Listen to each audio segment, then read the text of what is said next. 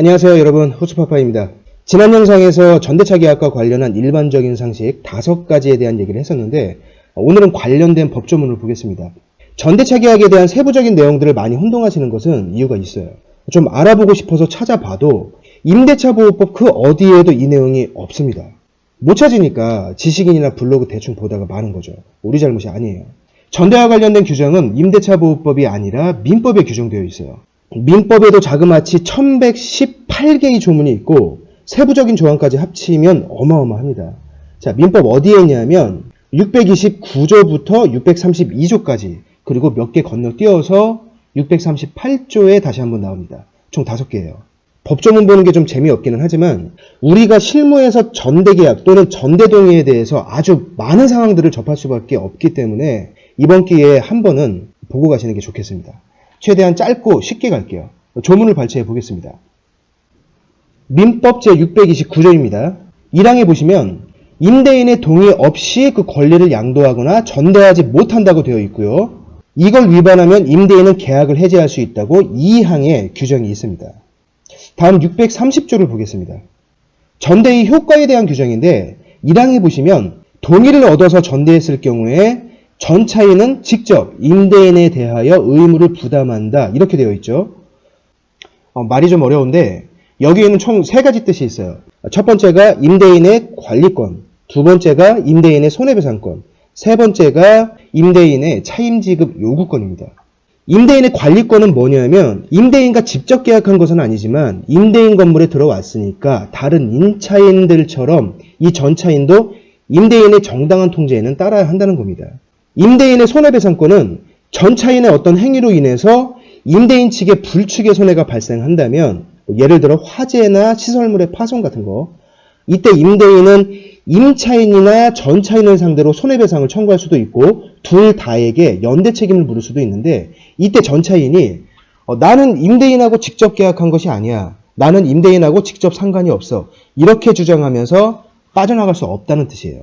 세 번째로 임대인의 차임지급 요구권은 월세에 관련된 부분이에요. 전차인이 전대인에게 월세를 냈더라도 이 전대인이 임대인에게 월세를 안 낸다면 임대인은 전대인이 안 내고 있는 그 월세를 전차인에게 청구할 수 있다는 거죠. 이때 전차인은 전대인이 안 낸 월세를 대신 납부해야 하는 겁니다. 나 전대인에게 꼬박꼬박 월세 냈는데 그 사람이 밀린 거를 내가 왜 또 내야 돼? 이렇게 대항하지 못하고 임대인에게 다시 내야 한다는 뜻입니다. 전대인에게 지급했던 월세는 부당이득 반환 소송으로 돌려받던 말던 그거는 전차인이 알아서 하고 일단 임대인한테 다시 내라는 말이에요. 전차인 입장에서는 아주 억울한 경우겠죠. 631조를 보겠습니다. 이것도 지난 시간에 설명했었죠. 임대차 계약 기간이 남아있는 것을 확인하고 전대로 들어갔는데 임대인과 임차인이 합의해서 계약 기간 전에 임대차 계약을 종료시켜버렸어요. 이렇게 기간 만료로 인한 임대차 계약 종료가 아니라 합의로 인한 임대차 계약 종료일 경우에는 전차인은 안 나가도 된다는 겁니다. 자, 지금까지 얘기했던 3개 조항이 전대에 관한 일반적인 내용인데 지금부터 주의하셔야 돼요. 여기에는 단서 조항이 하나 있습니다. 바로 632조예요. 632조를 보겠습니다. 법조문엔 콤마가 없는데 제가 임의로 넣은 거예요. 전 3조의 규정은 건물의 임차인이 그 건물의 소부분을 타인에게 사용하게 하는 경우에 적용하지 아니한다. 여기서 그 건물의 소부분이라고 하는 것은 임차인이 빌린 공간의 일부분을 얘기하는 겁니다. 다시 얘기하면 지금까지 제가 설명드린 모든 내용은 전체 사용을 위한 전대일 경우에 해당되는 거고 일부 사용을 위한 전대일 경우에는 적용이 안 된다는 거예요. 즉 임차 공간의 일부만 전대할 경우에는 임대인의 동의가 없어도 되고 전대인이 밀린 월세를 대신 납부할 필요도 없지만 임차인이 나가면 전차인도 무조건 함께 퇴실해야 한다는 겁니다. 주의하실 것은 일부 전대일 경우에는 임대인의 동의가 없어도 되지만 그렇다고 해서 명백한 반대가 있을 경우에도 되는 것은 아니라고 지난 영상에서 설명드렸죠. 마지막으로 638조에 하나가 더 있는데 쉽게 설명드리면 계약을 해지할 수 있는 특별한 상황이 발생하면 임대인은 계약을 해지한다는 내용을 임차인에게 통지하면 됩니다. 그리고 계약을 해지시키죠. 이때 임대인이 동의해준 전대차 계약이 존재한다면 그 전차인에게도 해당 내용을 통지해줘야 한다는 내용이에요. 이건 특별히 설명할 게 없으니까 넘어가겠습니다.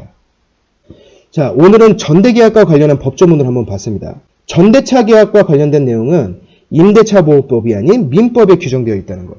주의하실 것은 전체 사용을 위한 전대와 일부 사용을 위한 전대는 법률상 다르게 취급된다는 것. 오늘 내용은 여기서 마치도록 하고요. 다음 시간에는 임대인들이 전대계약에 동의를 잘 안 해주죠. 왜 싫어하는지 그 이유를 알아야 필요할 때 설득할 수 있다고 했습니다. 그 내용을 다음 영상에서 얘기해 보겠습니다. 다음 영상에서 뵙겠습니다. 고맙습니다.